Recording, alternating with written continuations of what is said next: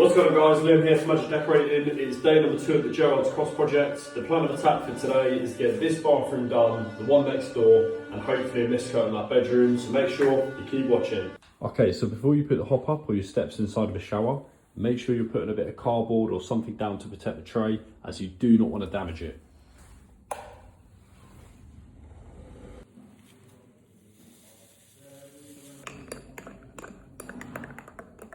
So when it comes to spraying, you want to make sure you've got the correct filters on your mask. So I've actually got the A2P3 filters on the JSP mask. This is going to stop any solvents and fumes getting into your lungs.